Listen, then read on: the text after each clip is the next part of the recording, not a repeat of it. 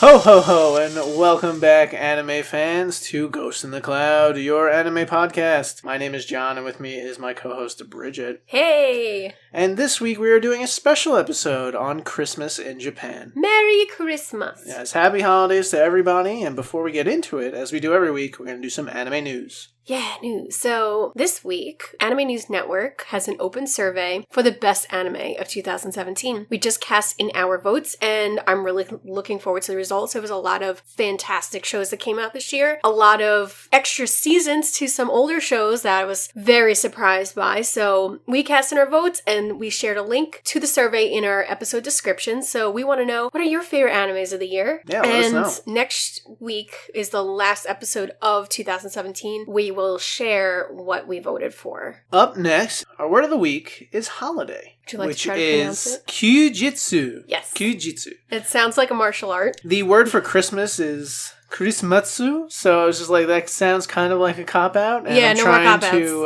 avoid those. But Kyujitsu, that's a really cute word. Yeah. It actually is a cool sounding word. It sounds cool. I'm on board. So, as I said, this episode is all about Christmas in Japan. We're going to start off with what the meaning of Christmas is, especially in comparison to the United States. Yeah, and we're going to break it down, so we're going to talk about, like, food, we'll talk about, like, other traditions, like, just some background on the holiday. I feel like the meaning of Christmas in our country has really evolved over the last couple generations. I would agree. Just in Japan, it's more of a commercial holiday now. In the U.S., as most of us know, Christmas is a religious holiday, a Christian holiday. Yeah. Over the last decade or so, it's probably become a little less religious and a lot more commercialized. Yeah. But it's all about spreading the cheer and being festive and just having a good time with friends and loved ones. It still has a great meaning behind it. It's still about giving and sharing, being happy with what you have in your life. It still has a really nice, warm, cozy meaning behind it, but less Christian than it used to be. Yeah, and it's definitely the reverse of that in Japan. So it's almost entirely commercialism. It's about festivities, it's about presents, it's sharing time with loved ones. It has a very little religious factor. And that's because they're not Christian. I mean, we already knew this, but not Christian. I was kind of surprised at just how little. So only half of 1% of the Japanese population is Christian, the majority being practicing Buddhism and Shinto. So that's such a small number. Half of 1%. This holiday is completely founded on the commercial industry marketing, but they still do like the trees and the lights. Yeah, it has a very similar look. It looks like Christmas, but it's actually a lot like our Valentine's Day. It's a very romantic holiday. Yes, it is meant for lovers. So since it's not religious there, it's not a national holiday in Japan, but they do get December 23rd off because it's the birth date of their present emperor. So in Western culture, our representative of Christmas is Santa Claus, and he's the one who brings all the presents to the houses to the kids. Bringing good cheer to all. Yes. So in Japan, they call Santa Claus Santa-san. Mr. Santa. Yeah, like Mr. Santa. Santa-san. And I just think that sounds really cute. It is pretty cool. When I first heard that, I just got the giggles. So I was like, oh, Santa-san. I'm going to try this next one. So another Japanese gift bringer is Hotei Osho. He's a Japanese god of good fortune from Buddhism and not related to Christmas in any way. And I'm not sure, does this happen around Christmas time? Does he appear bringing gifts and stuff at Christmas time? I don't know if there's any eyewitnesses to this, but I know they're trying to incorporate their own religion into this big holiday, just like, we have it here. Their Japanese god of good fortune is their symbol Osho of gift giving, just like we have Santa Claus, but they still have Santa Claus there. I believe it's pronounced Hoteosho, as you said. Hoteosho. So I thought that was really interesting. So there is some religion in it, their own religion. So Hoteosho. So I don't know about you guys, but in my family, food is a huge thing. Everything. Coming from a big Italian family, you're learning a lot about me today. We have so much food on Christmas Eve and Christmas Day. crazy. It's mind-numbing, and I would say it challenges that of Thanksgiving in size and quantity. It's pretty crazy. Food in Japan, however, is very different for the Christmas Eve, and it was really funny to sort of find this out. So this is a real gem. The traditional Christmas dinner is fried chicken. Kentucky Fried Chicken. Kentucky Fried Chicken. Thanks you to heard their us right. marketing abilities. KFC people. It is everything, and it's inseparable from the holiday now. It is completely and totally the number one Japanese Christmas dinner, and it started in the 1970s, and it literally, people have to make reservations weeks in advance for their Christmas chicken, and they wait in line, these long lines. We saw pictures all over Japan. People are waiting outside the store all down the block to pick up their ordered chicken. It's mind-blowing. And it's amazing because, we have Kentucky Fried Chicken here, but we have so many fast food chains that they're kind of just, they're there. It was about 11 many. years ago. Kentucky Fried Chicken was the shit. You know what I'm saying? It was great. I ate it once or twice a week because I'm terrible and going to die early death. I've seen people eat it, but it didn't look very crispy. Sometime after that, though, they changed the recipe a little bit. And, is that it? I'm a pescatarian, so I only eat seafood and vegetables. It didn't look appetizing when I saw people eat it. I'm sure it's prepared better in Japan because, they have such a high demand for it. I don't know. So I don't know about you guys. Coming from an Italian family, we do the 7 fishes, or we try to get close to it. That's a tradition. I'm excited about. I still can't get over the fact that not only is it fried chicken, it's Kentucky Fried Chicken. We were just looking at, I have to share this on Twitter and Facebook. We found a Japanese commercial for Kentucky Fried Chicken, and it was the Colonel, I think he was on Santa's sleigh, and he was watching over the families eating his chicken, and his face in a Christmas wreath is on all the buckets, and it was such a culture shock. It's just so different. That's for sure. It's funny because it's something that we see every day. It's Kentucky Fried Chicken, and yet it's so big over there. I just had no idea. And some people say that because it's so big there, and because they're just constantly marketing this, that they believe Westerners celebrate it this way too, but I'm sure with the wonders of the internet, they know that's not the case. Yeah, I thought that was great. So now every time I see Kentucky Fried Chicken, I'm gonna think, oh, it's Christmas food.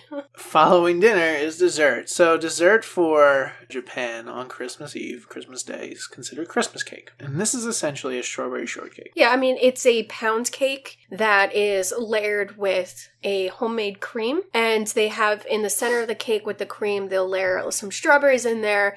And then they'll decorate the top of the cake with strawberries. Sometimes they'll add some Christmas trees and other little cute decorations. I found a nice recipe for it that I can share. I found it on Pinterest, and it looks really good. It's a homemade whipped cream that looks amazing, and the cake looks adorable. So, the red and white, you can see why it's very Christmassy. Christmas time is pretty crazy, but I think I'm going to make it for Valentine's Day because, after all, their Christmas is a lot like our Valentine's Day, so I definitely have to try it. It looks delicious. So, apparently, Christmas cake is huge, and the stores just stockpile. It's supposed to be the tradition that the father of the family purchases this Christmas cake and brings it home on his way back from work for the family to share. Do we have a staple like that? I don't think we have so. A staple dessert. We're just the melting pot. You see Christmas cookies everywhere. But Christmas cookies are, but there's not any particular recipe. I feel like cookies, desserts, anything with sugar and lots of it. It's just food in general is our Christmas theme. I think my favorite of the cookies is rainbow cookies because they're amazing, they're delicious, and they're red and green. So if I had to pick a Christmas dessert, that would be it. It looks like a triple cake in a cookie. It's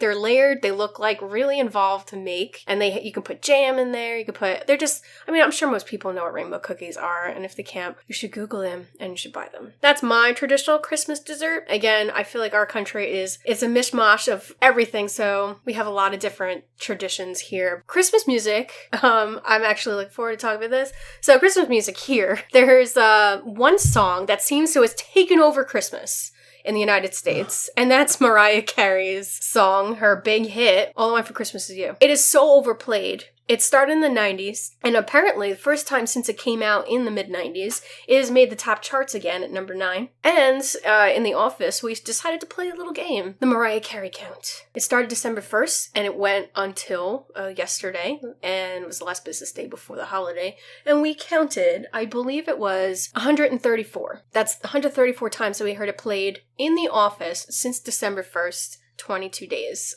minus weekends. Like, absolutely insane. We were kind of like starting to take bets, like, oh, I'm betting 500, I'm betting 340. Like, we had such high numbers because it was so overplayed.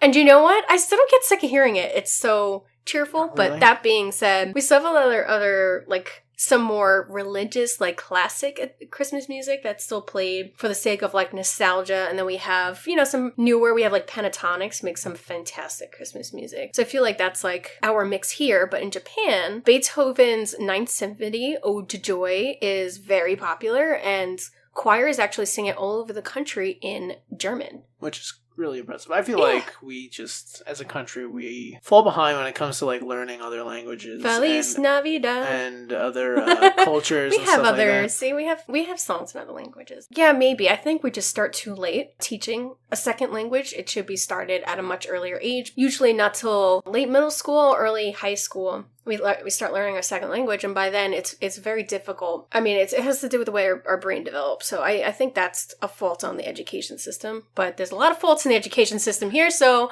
I'm not even going to get into it. But anyway, other Christmas traditions. So we were saying how Christmas is a lot like Valentine's Day. It's very romantic, and the romantic day is actually Christmas Eve is usually where they do the most celebrating, and it's considered a very romantic day for one's boyfriend or girlfriend. So all the fancy restaurants and hotels they book up, their presents are the typical cutesy kind of presents like teddy bears and flowers, like scarves and rings and jewelry and all that stuff. And they'll also give out Christmas cards like the close friends, like anyone who has like deep meaning to you. And I heard that the more meaningful the person is to you, like the more expensive the gift is expected to be. And then for like the elderly couples, like at these hotels, they'll host like dinner shows with like singers and actors, and they're very pricey. So it's a lot like a fancy Valentine's Day. Here, Christmas Eve is usually the day that you have the big dinner with the family. It does sound like a lot like our Valentine's Day. And then here was really funny. I thought this was a nice tidbit. It's traditional for like companies or organizations and groups to host drinking parties. The United States really needs to get onto this bandwagon, okay? So these drinking parties are known as Bonenkai. Bonenkai. And because of these drinking parties, public transportation ends up getting full of a lot of drunk people. Like the buses and trains are just full of drunk people in business suits. And it's a really funny picture to imagine. I definitely did have a little bit of that at my company's Christmas party, which was nice. They made some kind of eggnog mixture, but it was like a friend's like grandmother made it, and it was like a family recipe. One of my friends bought a bottle of it. It was so good, and they passed them out, and then all the coworkers got like a tiny bit. We weren't really allowed to drink, so everyone got like a tiny cup, and that's it. Not enough to get a buzz. We definitely cracked open a bottle in the back of the office. They don't know, won't hurt them, but that's as close as I got to a bonenkai. Following Christmas, we have New Year's. And the Japanese New Year is called Oshogatsu. Shogatsu. Yes. And it's usually celebrated over 5 days from December 31st to January 4th. I thought that was surprising. Yeah, we only do the night before. The day of, it's considered a national holiday, and we'll get work off, which is nice. And unlike Christmas, though, it's more similar to America's New Year. Yeah, in Japan and here in the United States, the holiday is pretty much the same, except for the fact that they celebrate it over 5 days. Here in New York, we watch the ball drop in Times Square. So that's like our big staple. It's broadcasted all over the TV, and we'll, at the very last second, we'll count down the last 10 seconds until the new year. Say you should be with your loved one, your significant other, and kiss as the ball drops, or, usually I feel like New Year's is about like the friends and family just hanging out. Looking forward to 2018. We had actually a very fantastic year, and I think next week we will talk about our podcasts, like big moments at 17 and what we're looking forward to next year in 18. Next week being the last of the year in our episodes, so we'll get more into it then. Speaking of the holidays and families getting together, I have one sibling, my sister. She lives on the other side of the country. She's coming to visit, so it was nice news when she said, watched this show recently. Have you seen it? It's called Mushishi, and I am a big fan of it. I was like, this is awesome. You gotta be on the show with me. And she's like, sure. So I really enjoyed it, and we're gonna talk about it next week, Sister to Sister, and Sister. is that a song? Is that a thing? Show. Oh. You've never seen Sister? No. Oh my god. How am I marrying you? Is it an anime? No, it's not. Then I'm not going to watch it. So anyway, so I'm looking forward to that next week, assuming that, the holidays don't get too crazy. What the hell did you do in the 90s? I actually, what did I watch? I watched a lot of, like, Looney Tunes. I watched Sailor Moon, Garfield. I watch a lot of two-dimensional shows, not a lot of three-dimensional shows. If it doesn't happen with my sister, because, it is the holidays, and there'll be a lot of, wine and whatnot. So if it doesn't happen, we do have another great show lined up. I'm really hoping Mushishi happens, so I think that'll be a lot of fun. Don't forget, you can email us at gitcanime@gmail.com, and our episodes will always be up on SoundCloud, iTunes, and Google Play. Search for Ghost in the Cloud. Your enemy ghost. Of course, there's the social media. We have Facebook, Twitter, and Instagram. We, of course, have our Patreon account with the really cool bonus perks if you become a member. The shout-outs to Anthony for making our amazing intro and exit tune. And you probably noticed we didn't do a cosplay corner this week. We just want to say to all cosplayers out there, you guys do a great job. We look forward to 2018 and what you're going to be bringing our way. If you have a cool cosplay, send us a photo. We'll definitely give a shout out on our episode. You know what the cosplay can be? SantaCon. The worst thing ever. New York has a tradition for Christmas a couple weeks beforehand. There's a SantaCon, and people from all over the East Coast go to New York City dressed as Santa Claus or an elf. And reindeer. Or really scantily dressed reindeer, and they bar hop, and it's a mess. It is a mess. It is a mess, so I thought that was really funny. I wish I remembered that earlier. I'll see you guys next week, the last weekend of the new year, and hope you guys have an amazing holiday. Merry Christmas. Happy holidays in general. Yeah, and Happy New Year, and see you guys next week. Okay, bye. No.